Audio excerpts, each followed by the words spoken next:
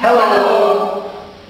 I am Farid Mammadov. Aysel Naibova. Urfan Atakishiyev. Firangiz Aghayeva. Aydin Garayev. Now we are going to present you our team project based on the challenge of clean water, health, Status of women, ICT sector. energy security. Okay, let's start. now I'm gonna tell you about the challenge of clean water. The current situation in Azerbaijan. The main issue that in Azerbaijan there exists the pollution of Caspian Sea. As it's known, Caspian Sea has no access to the ocean, so it takes too much time for the water cycle, and it causes to diseases, acute diseases in the region. The next one is inefficient water rationing. The half of the household have water supply only 7 hours a day. It's for 3 hours in the morning and 4 hours in the evening. Some of them have only 4 hours in the evening. The next one is access to the drinkable water. In some rural districts, people do not have the access to the drinkable fresh water. And the last one is the impact of neighbor countries' industries. As we know that main rivers of Azerbaijan take their sources from the other countries, neighbor countries. The main ways of solution of this challenge are following. The first one is promoting water efficiency. This means that government should improve the promotion of water efficient products. The next one is providing appropriate technology for reducing water pollution, as it's already in use in oil and gas production, so government should improve this technology in the other production sectors. The next one is making fresh water out of the waters of Caspian Sea for the water supply of future generation. It means that the new technology for the making fresh drinkable water from the salty water of the Caspian Sea.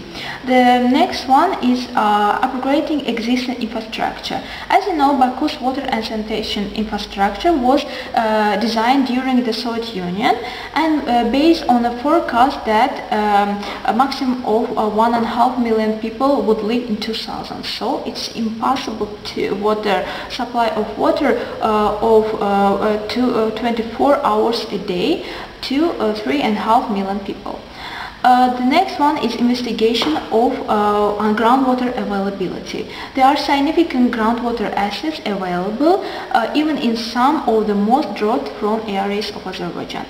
And the next one is implementation of programs on protection, preservation and rational use of water sources of Azerbaijan. The next one is increase the number of water treatment plants of modular type in the coastal villages of the Kura and Araz.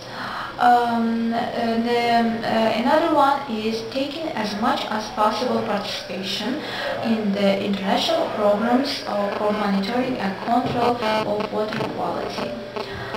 Next one is increase water supply by providing pipelines from the other non-used rivers. As in Azerbaijan, water supply was based on the waters of Kura and Araz rivers. The government should should increase the water supply.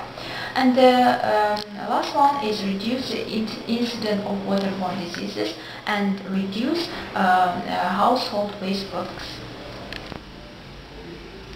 Okay, let's start to talk about the health challenge in Azerbaijan. The problem of health in Azerbaijan is very severe. According to the data of 2011, the life expectancy here is 67.36. And the most spread diseases in Azerbaijan are the following.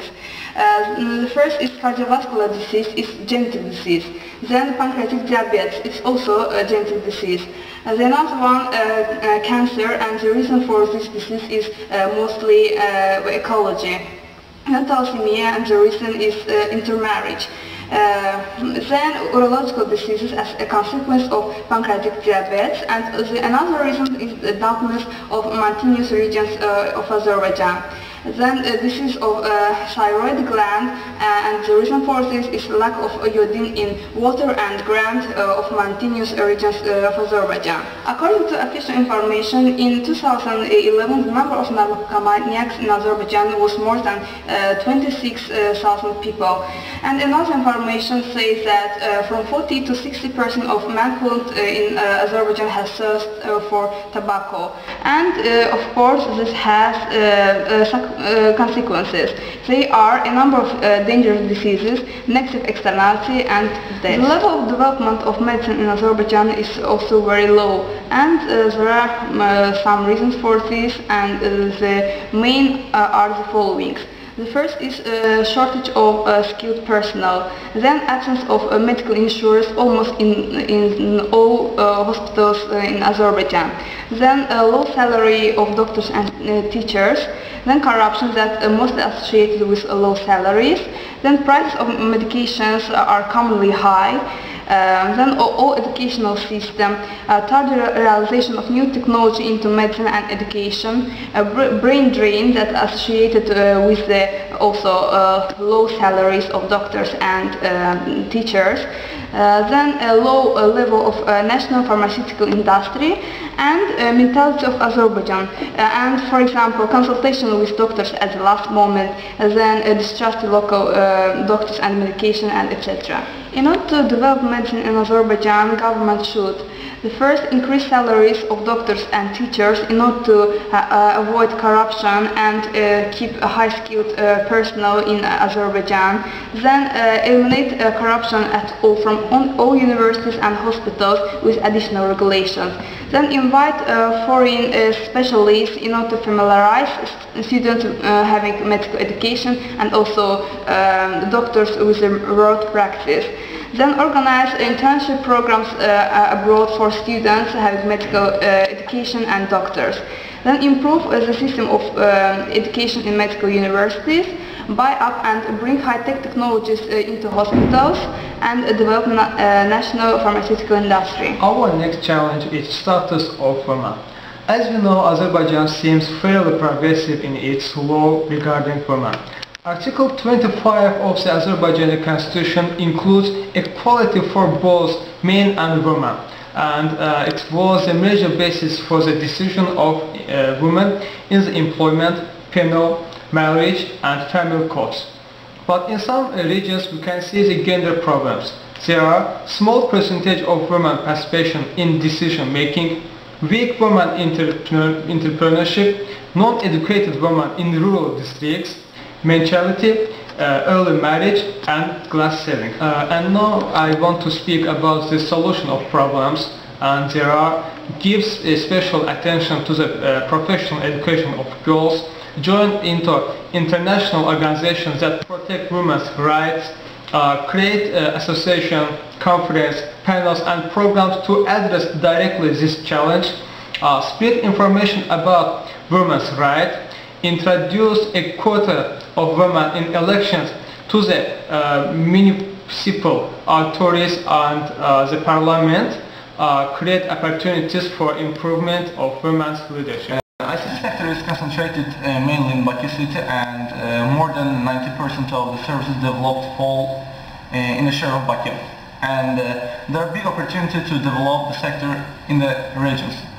The first one, the use of computer and the internet at enterprises functioning in various sectors of economy, and creation of the web page at a low level. And the next one is the production of ICT products in the country is underdeveloped, and their export is an insignificant level.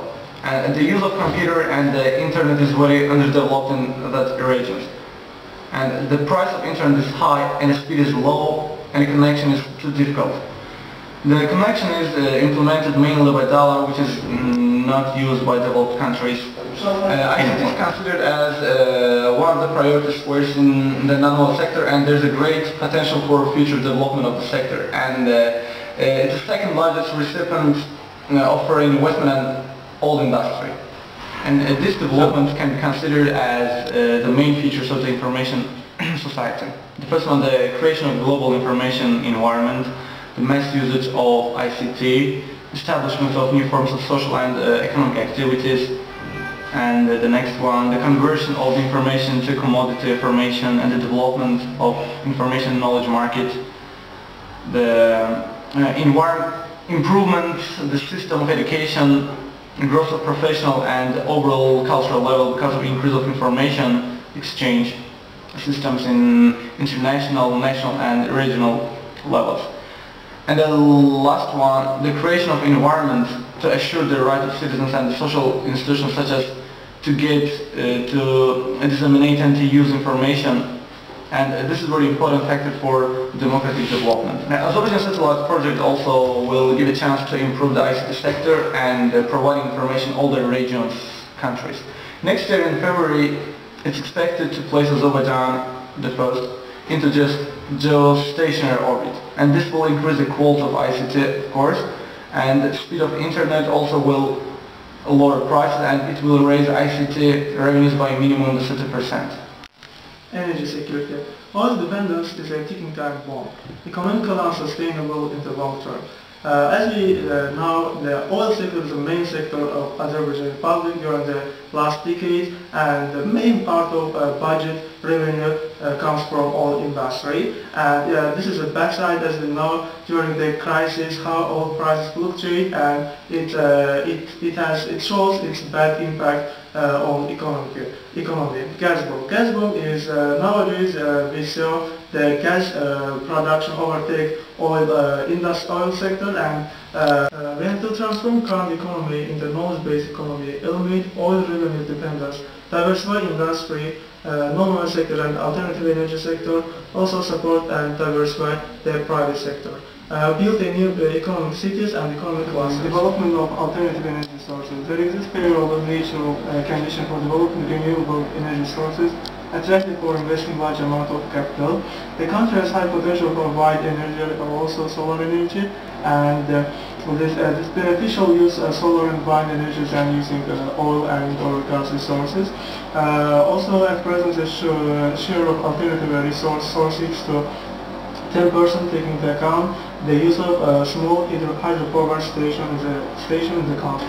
If you want to improve this sector, we have to define the clear targets. Here are our key points: localization, domestic content requirements, time limit, share of this sector, technology-specific targets, evaluation, and regular reviews. Baku gets tired. There are cities that have big economic potential like Sumgayit, Ganja, and Karadag. We need to create new economic cities and use intelligent city model. This model, first of all, we have to improve these cities according to their economic sector. Then the further growth of these cities will be based on the attraction of both domestic and foreign direct investment. And we have to create in these cities research, technology and innovation infrastructure, including research centers, incubators, technology network. The creation and supply of ICT infrastructure and services is also very important issue. Thanks for your attention. Bye.